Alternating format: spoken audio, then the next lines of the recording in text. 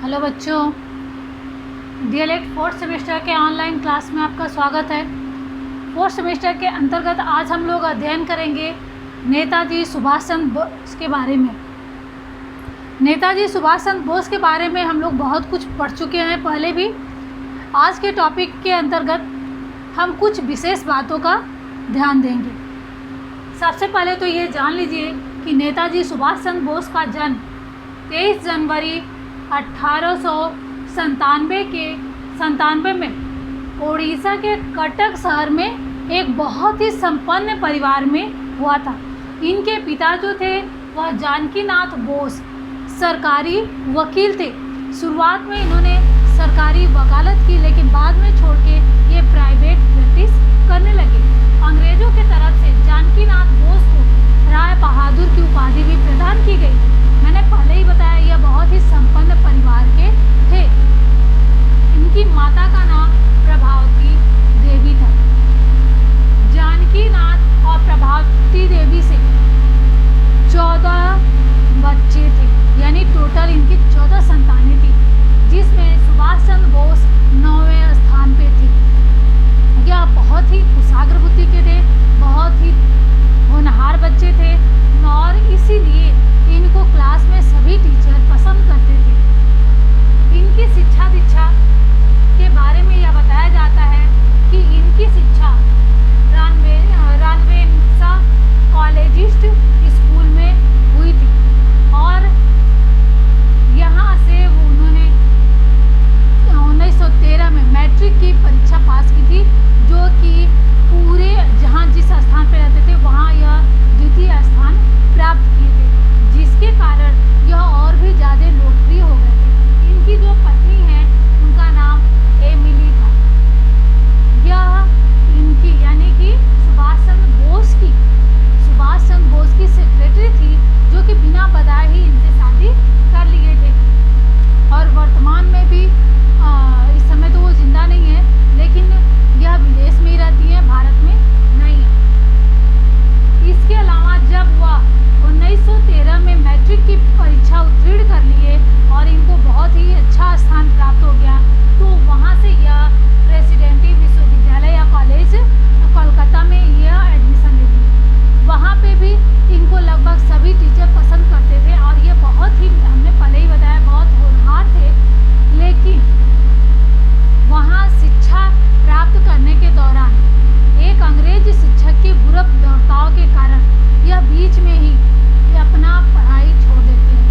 यानी कि अंग्रेज शिक्षक इनके साथ या फिर जितने भी भारतीय वहाँ पे पढ़ते थे उनके साथ कोई अच्छा बिहेव नहीं करता था, जिसके कारण इनका मन वहाँ से हट गया।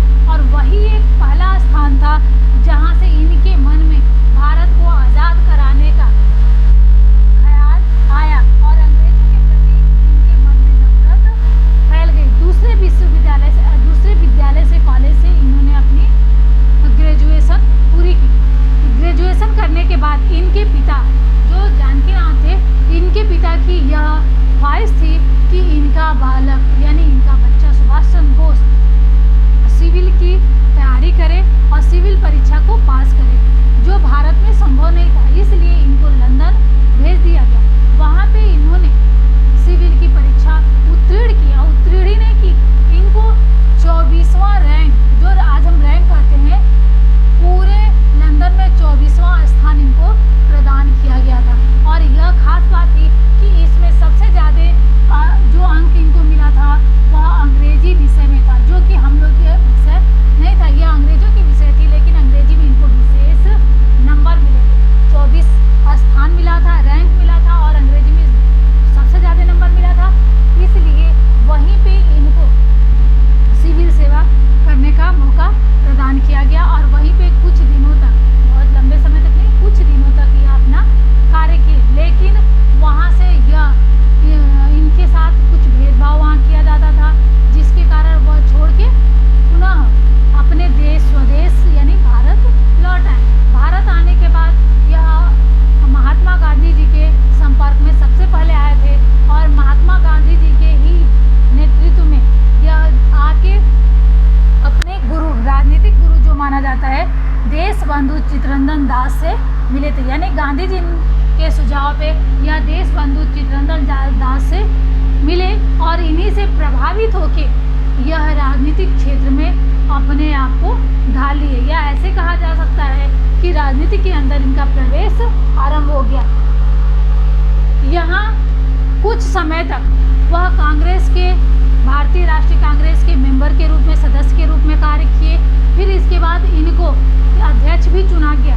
लेकिन 1938 के पहले कांग्रेस के बीच में, कांग्रेस में ही मतभेद उत्पन्न हो गया, जिसमें चित्तरंजन दास को और इनके विचारों से गांधी जी बहुत ज़्यादा खुश नहीं रहते थे, जिसके कारण यह वहाँ से त्याग पत्र दे दिए, क्योंकि उस समय यह अध्यक्ष पद पे थे। त्याग पत्र देने के बाद चित्तरंजन दास ने अपनी अलग ही पार्टी बना ली और यह अपना अलग फॉरवर्ड ब्लॉक नाम से एक पार्टी का गठन किया। इसके बाद यह जब असहयोग आंदोलन, सविनय अवज्ञा आंदोलन और असहयोग आंदोलन में भी बहुत महत्वपूर्ण भूमिका इन्होंने निभाई। इसके बाद यह भारत में जितने भी आंदोलन हुए उसमें कम से कम 16 बार, ऐसा माना जाता है कि 16 बार यह जेल गए, और जेल जाने के कारण इनका स्वास्थ्य समय समय पे खराब होता गया, जिसके कारण यह अपने को चेकअप करने के लिए या इलाज करवाने के लिए इंडिया से बाहर चले गए। और वहाँ जाने के बाद इन्होंने अपना कार्य निरंतर जारी रखा और वहाँ पे रहने वाले, यानी कि बाहर रहने वाले, विदेशों में रहने वाले जो भारतीय थे उनको एकत्र करना शुरू कर दिया। यह तो इनके पहले की बात थी। अब यहाँ हम बात करते हैं कि जब इनको नज़रबंद कर दिया गया था अंग्रेज़ों द्वारा, कलकत्ता में ही नज़रबंद कर दिया गया था, तो यहाँ से यह चुपके से निकल के अन्य देशों में चले जाते हैं, जहाँ जाने के बाद वो, जैसे हमने लिखा हुआ है कि बर्लिन में वो गए तो फ्री इंडिया लीग, यह एक लीग की स्थापना की, फ्री इंडिया लीग की स्थापना की, और उसके बाद अलग अलग जगहों पे जो कि भारतीय सैनिक थे उनको एकत्र करने लगे। खास बात यह थी कि जब द्वितीय विश्व युद्ध चल रहा था तो उस समय अंग्रेजों की स्थिति थोड़ी नाजुक हो गई थी, जिसका फायदा यह उठाना चाहते थे, और यही चीज़ गांधी जी नहीं चाहते थे, जिसके कारण इन दोनों लोगों में विवाद उत्पन्न हो गया और इनको कांग्रेस के अध्यक्ष पद से इस्तीफा देना पड़ा था। और वहाँ इसको इस्तीफा देने के बाद यह अपना भारत से बाहर चले जाते हैं, क्योंकि अंग्रेज़ों द्वारा जब यह पता चल जाता है कि यह इसका फ़ायदा उठा रहे हैं तो इनको नज़रबंद कर दिया जाता है। लेकिन यह वहाँ से भी निकल के विदेश चले जाते हैं, यानी कि बाहर चले जाते हैं। सबसे पहले ये हमने बर्लिन का नाम लिखा है, तो यह बर्लिन चले जाते हैं, वहीं पे फ्री इंडियन लीग की स्थापना करते हैं और बर्लिन से होते हुए अन्य देशों में जाते हैं। वहाँ से जर्मनी और जापान में जाते हैं। तो जर्मनी जाने के बाद यह आज़ाद हिंद रेडियो प्रसारण करते हैं, जहाँ से भारतीयों को संबोधित करते हैं। रेडियो का इन्होंने प्रसारण किया, यहीं से इन्होंने भारतीयों को संबोधित किया और एकत्र किया। इसके अलावा भी हम यह बता सकते हैं कि जापान में जाने के बाद, जापान गए और जापान में जाने के बाद इन्होंने जो भारतीय सैनिक थे अंग्रेजों के तरफ से युद्ध कर रहे थे, जब उनको जापान और जर्मनी द्वारा बंदी बना लिया गया था, तो ऐसी स्थिति में उन्होंने हिटलर के साथ मिलकर बाहर निकाला और अपनी एक अलग जो फौज है उसका निर्माण किया। तो यहाँ हम आपको बता दें कि उन्होंने आज़ाद हिंद फौज 5 जुलाई 1943 को आज़ाद हिंद फौज की स्थापना की। यह इसके सुप्रीमो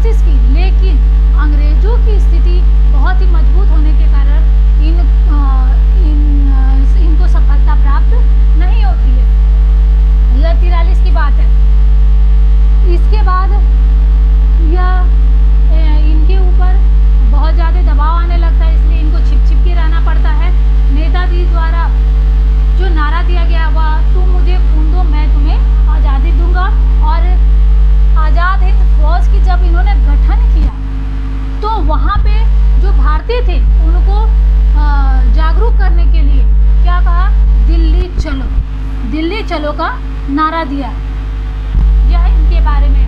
और जब यह रेडियो से प्रसारण कर रहे थे तो यहाँ पे इन्होंने, नेताजी ने महात्मा गांधी को राष्ट्रपिता के नाम से रेडियो से ही प्रसारित करके ये बताया था, बोला था कि महात्मा गांधी हमारे राष्ट्रपिता हैं। तो यह राष्ट्रपिता का जो महात्मा गांधी को उपाधि दी गई है वह सुभाष चंद्र बोस द्वारा दी गई है। और वहीं पे यानी कि 44 में ही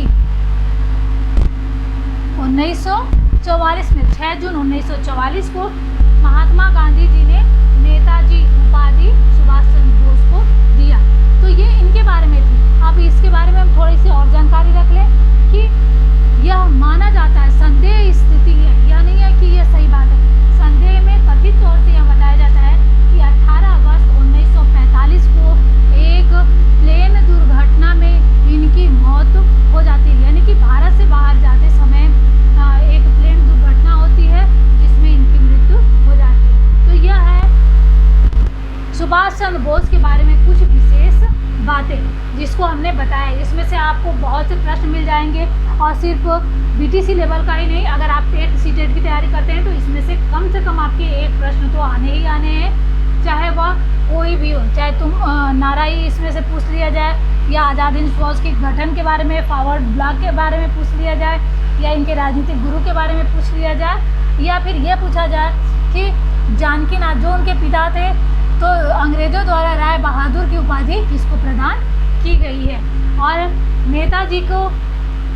नेताजी सबसे पहले किसने संबोधित किया, यह भी एक आपका प्रश्न बनता चला जाएगा। तो आज की वीडियो में इतना ही, धन्यवाद।